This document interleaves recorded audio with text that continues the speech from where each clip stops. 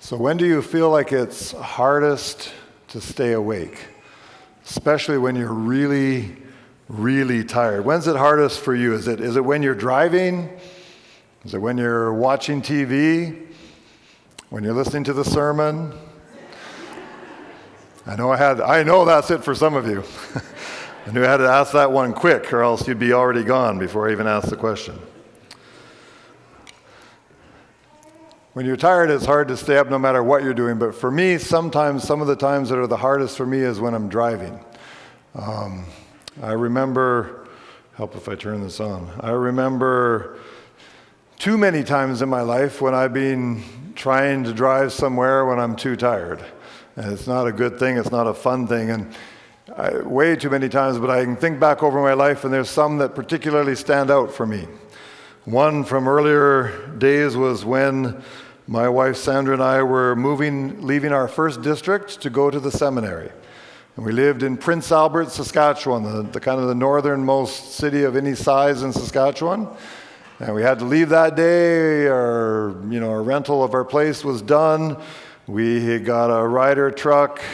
We had taken a bunch of our stuff over to storage where it was going to stay for the years that we were at seminary. And some kind church members came, and we got everything loaded and packed on that truck properly, and then cleaned up the whole place. It was all appropriate, even though to this day, 28 years later, I've yet to receive my damage deposit from those landlords. But we got it all nice and all packed up. And finally, we were ready to go. It was Friday evening about sunset. And we had to head off on this trip. And now, being where I am now in life, I think I would have just said, I'm just going to stay here for the night. But we were supposed to spend the night at Pastor Bray's house, who lived in Weyburn. So Prince Albert is the north part of Saskatchewan. Weyburn is the south part of Saskatchewan. Because my wife had promised to do some things for the church service at his other church in Estevan, the very south part of Saskatchewan, right by the U.S. border. So we had made this commitment that we were going to do these things for this church, a small church, and we felt like we should keep the commitment. So we headed out after a very busy time, very long, exhausting day, and we headed out driving from Prince Albert to Weyburn. And you have to know Saskatchewan. There's nothing between, like if you go to Saskatoon, it's a long route. So you're just driving down a dark highway with open prairie around you forever. That was so hard. The only break you get, other than tiny villages, is you get to Moose Jaw eventually. You get a little bit of light so you can kind of like try to wake up, and then you drive off into the darkness. And this is like a straight road. You don't even have to move your hands. You just drive. There's no hills. Well, there are some hills, but that was hard. That was so hard to stay awake. We had our car on the tow dolly behind, all our belongings, and you're driving so tired. I remember another time, 1997, we were ready to go on vacation. Now we lived in Moose Jaw, Saskatchewan, and we were going to Victoria, British Columbia, because my wife's sister Linda was graduating. So the deal was we were going to fly to Victoria, and then we had a couple of days. And I was going to go to a place I had wanted to go all my life since I was a little kid looking at the atlas. And I've told you about it before. I wanted to go to Hot Springs Cove. And this was finally my chance. So we were going to fly out there to Victoria, borrow Linda's car for a couple of days, drive up to Tofino. We're going to drive up that day. The next morning, take a boat to Hot Springs Cove. And I was so excited about that. So as seems to always be the case before we leave on a trip, you know, there's so much stuff to get done and get ready before you go, and all the stuff in the church to take care of before you go on vacation. So you're up all night. You finally start packing in the middle of the night. We get up. Well, we didn't get up. We already were up and went to the airport, and our flight was overbooked. So they're like, oh, they offered us a very good compensation package if we would take a later flight. I'm like, ooh, this is like free money. So yes, we'll do that. And so we tried to sleep a little bit in the airport, but now we got to Victoria quite a bit later. So by the time we got there, you know, had to load everybody, got our luggage, and got Linda's car. Now it's like, it's late. It's almost dark. And what are we going to do? And I couldn't just wait. I had been waiting my whole life to go to Hot Springs Cove, and I only had 2 nights. I can't be like, I'll just waste a day. We had to get there. So what we thought we'd do is just drive as far as Nanaimo, drive up the island to Nanaimo, and just find some, decent parking lot or something and rest in the car. And then we'd move on in the morning and go to Hot Springs Cove. That's what I wanted to do. The problem is, our relatives gave us such outstanding directions on how to bypass the busy part of Nanaimo. Now, from a Toronto perspective, this is ridiculous because how big is Nanaimo? But anyways, they're like, you don't have to drive all the way through Nanaimo. You just take this exit and this shortcut and whatever, and you won't get caught in traffic. And it was such a good bypass that we never saw Nanaimo. And all of a sudden, we're like driving to Port Alberni, which is in the middle of the island. And I didn't want to drive to Port Alberni. I was exhausted. And you're driving on this windy road. It was raining. It was dark. It's like a little 2-lane highway, Highway 4 that goes across the middle of Vancouver Island, and nowhere to pull off. That was so hard. I was just dying trying to stay awake. Finally, we got, I don't know where we came to in Port Alberni. It was the first parking lot. I don't even know what it was. I think I was asleep before I put it in park. It was so tiring. And there's other ones. I remember when I don't have time to tell you. I remember when we adopted Darren. We're back for a few days going to Camp White Sand, up all night, driving in the wee hours of the morning. And I suddenly woke up and we were doing like 70 miles an hour in the ditch with a trailer and my brand new $30,000 baby and my wife. And thank God, somehow I woke up. Crazy. So maybe you can think of times. Maybe when you were, maybe it was last week at church or whatever. Maybe you can think of times when you were being extremely, extremely tired, but you needed to stay awake. Well, if you've ever think that you've been really tired, can you imagine what it would feel like to be awake for 264 hours? Can you imagine that? So in 1965, a high school student broke the world record for sustained wakefulness by remaining awake for 264 hours straight. That's 11 days. Can you imagine being awake for 11 days? Some of you can't make it 11 hours, 11 days. But what would you think if I were to suggest to you that really we ought to stay awake for even longer than that? In fact, I'm going to go as far as to say that we ought to remain awake for our whole lives. Our whole lives. Pastor Godsoe, where did you get a ridiculous idea like that? It's not my idea. It comes from the Bible. Don't blame me. So if you got access to a Bible, go back to where we were. Go back to 1 Thessalonians chapter 5. See where this idea comes from.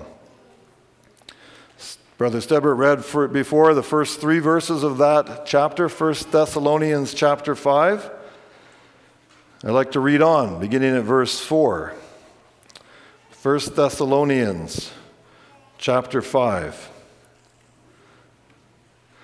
Paul here is he's already reminded the Christians in Thessalonica that the Lord's return was going to come unexpectedly for many people. And so let's read on what he says. He says, "But you, brethren," verse 4, "but you, brethren, are not in darkness, so that this day should overtake you as a thief. You are all sons of light and sons of the day. We are not of the night, nor of darkness. Therefore, let us not sleep as others do, but let us watch and be sober." So there it is. 1 Thessalonians chapter 5. Verse 6, it says, "Let us not sleep." Now, obviously, we cannot and should not try to stay physically awake indefinitely. That's not a good deal. Physically, emotionally, mentally, we need adequate rest to be healthy, to be able to function properly. What Paul is writing about here, obviously, is about being spiritually awake. In other words, he's referring to having our spiritual senses alert and aware of what is going on. And an important part of that is to be conscious of the upcoming return of Jesus. It means that this wonderful truth, this hope of the Lord's return, will have an ongoing impact on our thinking and on our attitudes, and then, of course, ultimately on our actions. Paul writes, "Therefore, let us not sleep." So whenever it says therefore, it's referring to something in the past. What's he referring to with therefore? To what he has just written in the previous verses. Why shouldn't he and the Thessalonian Christians sleep? Because he says they were children of light. They knew the truth. They knew the light about Christ's second coming to earth. They knew about how it was going to surprise many people. They already had that information. They had been exposed to it. They had accepted the light or the truth of the good news of salvation in Jesus. They were not ignorant or unaware of the Lord's promised return. So he was saying to them, if you've got the blessing of a knowledge like that, there's no reason for you to kind of drift off into unconcerned spiritual sleep. It shouldn't happen. Because you see, I want to say to you that the early Christians, they were Adventists. They were Adventists. You know, sometimes as Seventh-day Adventist Christians, we think, well, we're Adventists. We're the Adventists. But I want to say to you that Christianity started out being Adventists. All Christians were Adventists. That is, they were eagerly looking forward to the coming or the advent of Jesus. He had come once, yes, as a baby, but it was his second advent when he would return in his full divinity. That was what Christians were looking forward to with hope. That's what Christians were longing for with hope. The early Christians wanted Jesus to come back. They were Adventists. Here in this letter to the Thessalonian Christians, the second coming of Jesus, it's the most prominent focus if you read through the letter. All through this letter, Paul keeps returning to this point of reference. It's the framework for all of the counsels and the prayers and the hopes that he and the desires that he shares with the Thessalonians. They were Adventists, those early Christians. The early leaders, the early pioneers, the early pre-pioneers of this denomination that this church is a part of today, they also were Adventists. Before there was any such thing as a Seventh-day Adventist church or denomination. They were a part of the Advent movement among Christians in the early 1800s that was not just in North America, but all over the world. And they were people who had not given up their Advent hopes even after the great disappointment of 1844, right? Jesus is coming back, October 22, and he didn't come back. And some people kind of lost their Advent fervor, but some of those people said, no, we still believe Jesus is coming back. We're still Adventists. So in 1860 at Battle Creek, Michigan, these kind of loosely knit congregations of Adventists, they got together and they said, maybe we need to organize a little bit, maybe we need a name. And they talked and they debated and they prayed and they wrestled with that idea. And they eventually chose the name Seventh-day Adventist. And 3 years later, they were formally organized as a church that continues on today, a movement in this world that this congregation is a part of. See, really, all Christians, I think, should be Adventists. Whether you're a Baptist, a Catholic, a Presbyterian, a Pentecostal, whatever you are, you should still be an Adventist if you're a Christian. Because I think to be a Christian and not be looking forward to Jesus Christ's return is to have missed one of the greatest teachings and promises of Jesus. How can you be a Christian and not be an Adventist? Does that ever happen? It does, and it kind of shocked me because I grew up in this thing, right? I've always been an Adventist. And I don't remember where it was or exactly who it was, but I remember one time, someplace I lived, being part of the local, Christian Ministerial Association, and you're hanging out with other Christian pastors. And I remember the first time I heard some other Christian pastors, not Seventh-day Adventist pastors, but other Christian ministers kind of scoffing at this Advent idea. They're like, yeah, it's like some of our people who aren't too bright that really believe that Jesus is coming back. I was shocked because it never occurred to me that some Christians don't believe Jesus is coming back. They were like, yeah, it's just a spiritual idea. He's not really coming back. Of course he's not coming back. I was like horrified. Even sincere, committed Christians need to be reminded about the importance of being ready and prepared for the second advent of Jesus. And you can take these Thessalonian Christians as an example of that. Because it wasn't that long before this letter was written that this church was formed. This was a fairly, the Thessalonican church had just been established not so long ago. So these Thessalonian Christians, they were fairly new Christians. These were probably on fire Christians. These weren't like, yeah, I've been in it for decades and I'm in a coma. No, they were like vibrant. And yet Paul saw value in reminding even them and encouraging them to stay awake spiritually. And likewise, you and I, us, most of us here in this room are Seventh-day Adventist Christians. I think we too need to be reminded. I need to be reminded about the supreme importance of Christ's coming. We need to be encouraged to stay awake and to be ready.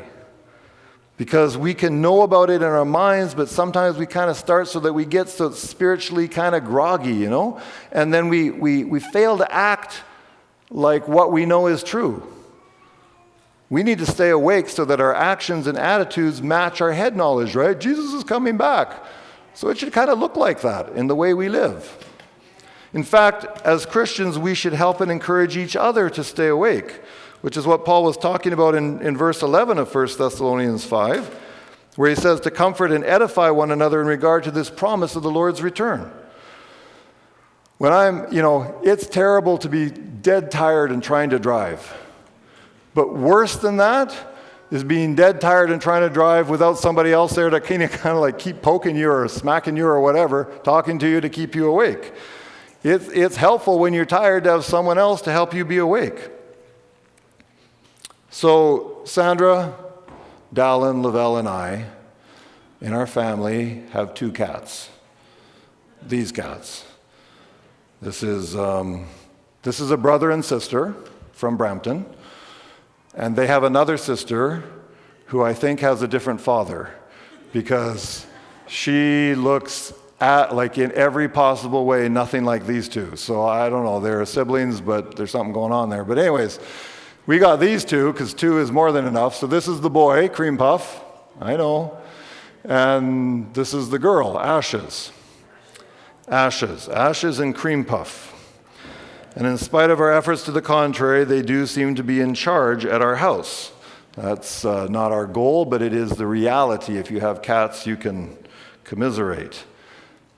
So these 2, if you have cats, it's interesting to observe their activities, or more like their lack thereof. Especially, Cream Puff, he's gotten so he goes outside, so he's scaling fences and climbing trees, sitting up there with the birds, wondering where they went. But Ashes, she is the ultimate couch potato. I mean, that's about what she does right there. You think about these cats and their life, and this is like their life. They sleep. And then they might wake up and have a bath for a little bit. That's actually at the top of the stairs, about a 12-foot drop below that. The only reason she doesn't fall down is she's so fat she can't fit between the bars. But this is life for her, they sleep. They maybe get up and expect someone to, scratch them or their back, pet them a little bit. And then they sleep. And then sometimes they get up and play a little bit. Ashes, she has a little blue mouse she likes to bat around for like 2 minutes, and then she's tired and they sleep. And then they get up and they scream and yell because they're apparently hungry from all their efforts, and so they eat, and then they sleep. That's pretty well her all day. They attempt to destroy our house and our possessions for a little while, then they get tired of that and they sleep. And then hopefully they use their litter box, and then they sleep. And then they get up and they stretch and they yawn, and then they sleep some more. And sometimes Ashes, in between all of that sleeping, she takes a nap, just so she doesn't get too tired. And I look at these 2 and I'm like, man, they must be really tired because they're sleeping all the time. Sometimes I'm like, just for a couple of days, I would like their life, except for the litter box. They sleep a lot. Humans sleep a lot. Do you know that humans, we sleep about a third of our life? At least we're supposed to. That's quite a bit, a third of our life. And yet, we humans stay awake a far lot longer than many animals do. These are some of the big sleeper animals. Bats sleep upside down. Cats, I've already talked about. Porcupines, those guys can sleep. Lions, that cat family thing. What else have we got? Gorillas. Look at that gorilla, having a good sleep. And opossums. Opossums sleep a lot. In fact, these animals sleep like 18 to 20 hours a day. But they have nothing on another animal. This one here, you know what that is? This is a woodchuck. Some woodchucks snooze for as long as 22 hours a day. 22, how do you get anything done? 22 hours a day. I challenge you to find a picture of a sleeping woodchuck. It's the hardest animal to find a picture of with their eyes closed. And I'm like, how hard can it be to find these pictures? Like they're asleep, 22 hours. I guess everybody's waiting for them to wake up. Some of these animals sleep a lot. But spiritually speaking, I'm going to say there are many humans who probably sleep even more than that because, frankly, they're asleep all the time. All day long. 24 hours a day. And Paul says in 1 Thessalonians 5:6, let us not sleep as others do. In fact, there are even some professed Christians who are more like spiritual woodchucks because, frankly, they're asleep most of the time. So why is that? Why are so many people spiritually asleep? You have to conclude that it's either because they're either unaware of or perhaps they are uninterested in the fact that Jesus is coming again. They're in that condition because they're in spiritual darkness, either by their voluntary choice or by circumstances not of their choosing. So Paul counsels, but let us watch and be sober. Now, when Paul says to be sober, he's probably not referring to literal drunkenness. It's probably fairly unlikely that those Thessalonian Christians were, dealing with that problem and that condition. But I will add here that I believe Christians who are looking forward to Christ's return are best not to bother with alcohol. I don't think it fits well with an expectation of Jesus Christ's return. But Paul's call here to be sober is a call to be clear-minded, to be in control of oneself. It's a call to be rational and clear thinking with a proper attitude of seriousness toward the times in which we live. It means not allowing anything to take over control of our senses. Let us watch, Paul writes. Obviously, to be watching, we have to be awake. Do you want someone to watch your stuff while they're asleep? No. To watch means to stay alert, to be on guard, to be prepared. And we need to watch because we don't know the time of Christ's return, of his arrival. We just know that it's getting closer. And Jesus repeated this warning over and over and over again, all through his earthly ministry.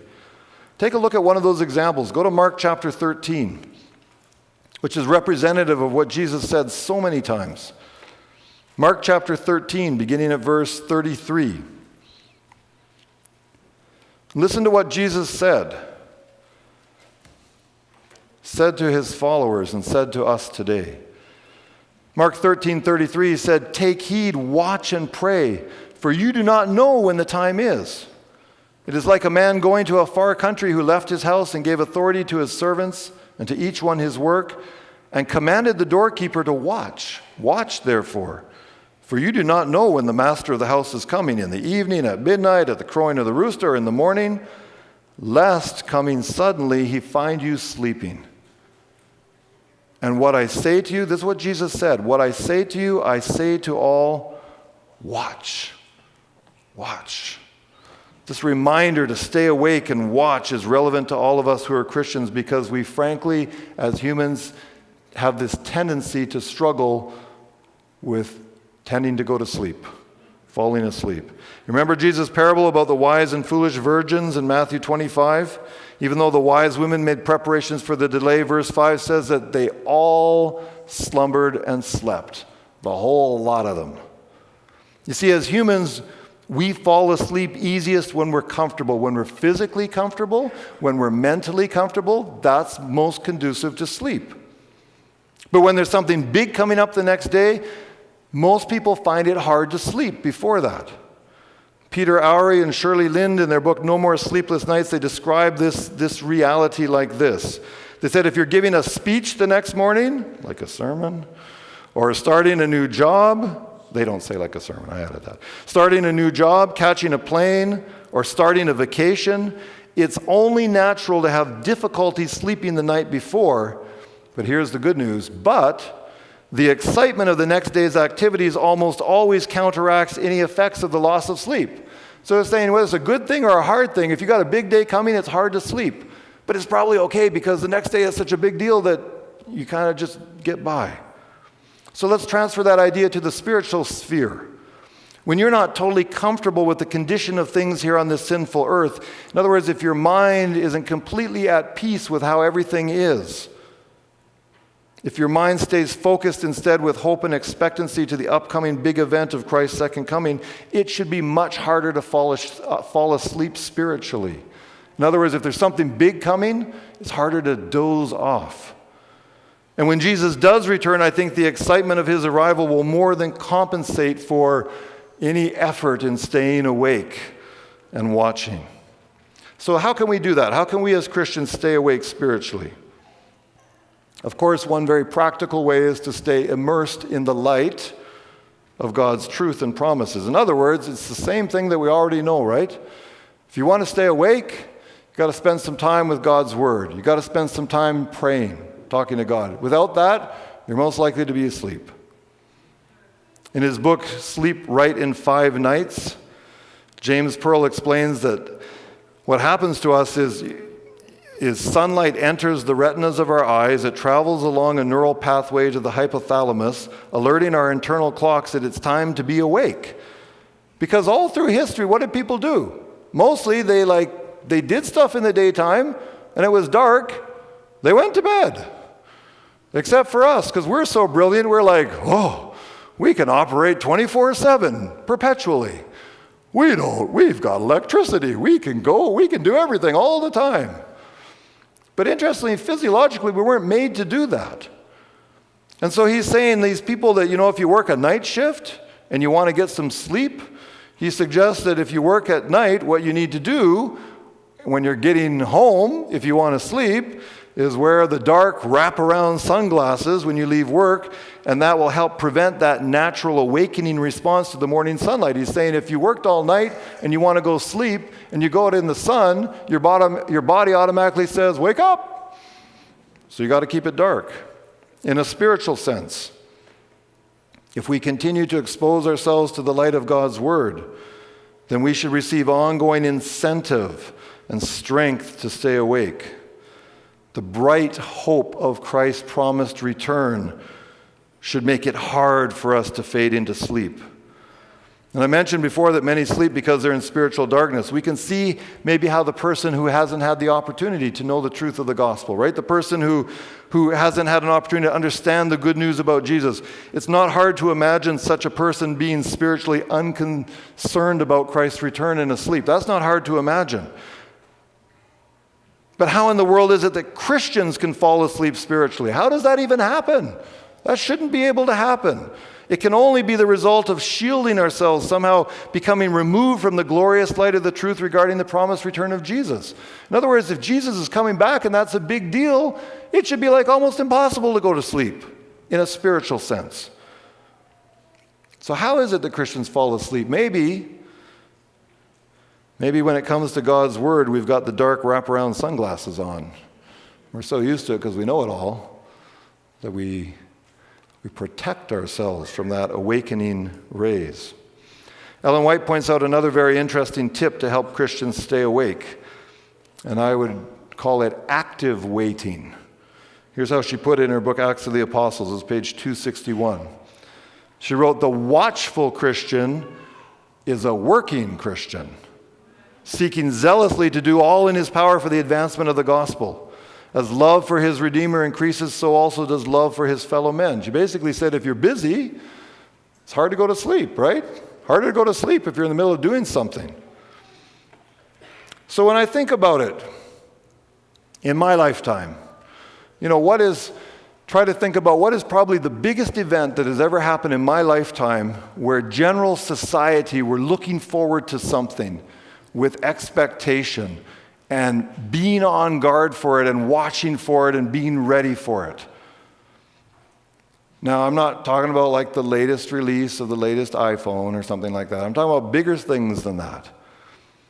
And if you're like 25 or under, this has no meaning to you because you either weren't born or you were so little you didn't know what was going on. But a few of you look like you might be marginally over 25. So when I think about it, what is something where general society was really really preparing for something, showing a lot of interest in that? And for me, I can't think of anything else than what happened in the years preceding the turn of the millennium, 2000. Those of you that were alive then Do you remember 1997 and 1998 and 1999? Do you remember Y2K? Yeah? The whole concern about the Y2K computer bug, right? There's a big deal, right? Suddenly someone was like, hey, all the computers we've ever made are meant to be based on a system where the year starts with 19. We're going to have a year that starts with 20. What's going to happen? Oh no. I'm glad somebody thought of that. It was a big deal, right? People wanted to know what was going to go on. Worrying about the bug. And is everything going to shut down? People wanted to hear from the government, are you ready for this? They wanted to hear from businesses, are you ready for this? Have you tackled this issue?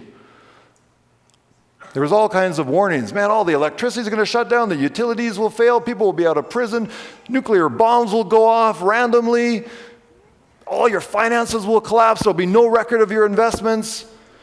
What's going to happen? It was a legitimate concern. Every bank statement you got, every utility statement you got, every message from the government, basically every advertisement for any possible thing you might want to buy was like, hey, this is going to work. You buy it in September or November or December of 1999, it's going to work in March of 2000. That's what everybody wanted to know. Everybody wanted to know if products that they were purchasing were going to be Y2K friendly. Is it going to be okay? Have you made the necessary adjustments? The church had to weigh in on, is the church Y2K friendly? Turn off your computer before midnight on December 31 because nobody knows what's going to happen. And you don't want that thing on, and who knows what will happen. It might explode or something. And so everybody, as that date came quicker, there was ongoing, endless, almost nauseous assurances and guarantees regarding the continued service in the new year. You wanted to know that whatever you bought, whatever you had was Y2K ready. An enormous amount of money and labor went into updating and replacing computer systems. Everybody wanted to be ready. I remember at the time reading some article about, how so many businesses that would normally be shut down, right? New Year's Eve. But most places were open. They were paying employees extra money, extra incentives. If you'll be there, be at the office, be at the plant, be at whatever. We don't know what's going to go on and who knows what will happen to you. So here's a bunch of money, but we need somebody there when that new millennium begins. Big deal. Many people individually spent a lot of time and effort and money. People bought generators, right? Ran out of generators because who knows, we'll have no electricity. And people stockpiled food and brushed up on their outdoor survival skills. Who knows what's going to happen? I have a friend, a relative who was a captain in the Canadian Armed Forces, and at the time he told me that what was happening is from mid-December on in 1999, the whole Canadian military was on a 3-month active duty alert, meaning absolutely nobody in the military was on vacation, nobody was taking a holiday, nobody had a day off, nobody could go very far away from home. They had to be there, ready to be called at an instant notice. And he said it was the same for the RCMP, the same for all of the police departments across the country, the same for the National Guard in the United States. I mean, this is what they do, right? They need to prepare for emergencies and stuff, but he was like, everything is on full alert, and they were planning and running scenarios for worst possible scenario. A whole lot of preparation went into this big event. And the question was, are you Y2K compliant? That's what people wanted to know. But I would like to suggest to you that even more important for the Christian, in fact, more important for anybody, than it was back in the day to be Y2K compliant. I'd like to suggest more important would be to be C2C compliant. You know C2C? You only know it if you're in first service, so don't say that. You don't know what C2C is because I made it up, unless you're in my brain. C2C, in my brain, stands for Christ's second coming. And I think that's a bigger deal than Y2K. But it's kind of catchy. It's got the number, the letters, the whole thing going on. At least I'm trying to start that movement. It's not going very far yet, but a couple people from First Service are on it. So, see, I think as Christians, we should be Adventists. And Adventists should be C2C friendly. Christians need to be awake and prepared for the greatest event of this earth's history, of your life's history, and that is Christ's second coming. You see, the interesting thing, it's very interesting, with Y2K, we knew the time, but we didn't know what was going to happen, if anything. Whereas with C2C, it's like the opposite. We know what's going to happen, but we don't know the exact time. So with Y2K, everybody was doing a lot of preparation, not really knowing if those preparations were even needed or if they'd be of any real benefit. Nobody knew, like maybe, and it turned out probably half the stuff that was done didn't really matter. But when it comes to C2C, we can be certain that being awake and prepared will be worth it. It will be worth it. It will be of eternal benefit. So the question is, are you awake? And if not, we have to question if we're really in the light. Because I'm going to say there's no such thing as a sleeping Adventist. No such thing as a true sleeping Adventist. Could it be that there are many Christians who are not awake? And could it be there are even Seventh-day Adventist Christians who have fallen asleep spiritually? Ellen White wrote some shocking words in the 1893 General Conference Bulletin to the church of her day. She said, "It is a solemn statement that I make to the church that not 1 in 20 whose names are registered upon the church books are prepared to close their earthly history and would be as verily without God and without hope in the world as a common sinner. They are professedly serving God, but they are more earnestly serving mammon. This half and half work is a constant denying of Christ rather than a confessing of Christ, not C2C compliant." You got to be careful with that. Some people are like, oh, only 1 in 20 people in the church are going to be saved. No, she said right then, the way things were, that's how it was. And so she talks about that kind of overwhelming her, and she stopped writing to pray for God's people. And then she continued to write these words. It's in book Christian Service 41. She wrote, "The end is near, stealing upon us so stealthily, so imperceptibly, so noiselessly, like the muffled tread of a thief in the night, to surprise the sleepers off guard and unready. May the Lord grant to bring his Holy Spirit upon our hearts that are now at ease, that they may no longer sleep as do others, but watch and be sober." What was the matter with these church members? Were they not good enough? Not good enough for heaven? Well, no, they probably weren't, but God's good enough. More than good enough. He's perfect, in fact. And as it says in 1 Thessalonians 5:9, God's plan is that we should obtain salvation through Jesus. God wants us to be ready. He wants to help us. He wants to keep us awake. He doesn't want us to be lost. So what was going on? It seems the problem was that these Christians were just not interested enough to stay awake. They had become spiritually relaxed and groggy. They had lost sight of the fact that the most important event of their existence was upcoming, and they kind of like, yeah, I know. Paul's words in Romans 13:11 seem appropriate here. He said, "And do this, knowing the time, that now it is high time to awake out of sleep, for now our salvation is nearer than when we first believed." Does that apply today? Yes. So if you're asleep, wake up. I mean, even literally if you need to. It's 109. If you're awake, stay awake. That's what Paul is saying. You know, at the turn of the millennium, I think most people stayed up. We stayed up. Sandra and I stayed up. Even people that normally went to bed, they stayed up, right? You're going to be like, "Ooh, what's going to happen?" Everybody was like, "Do you remember that sitting there? 11:58? Is this the last we'll see of electricity in our lifetime?" You were waiting for it.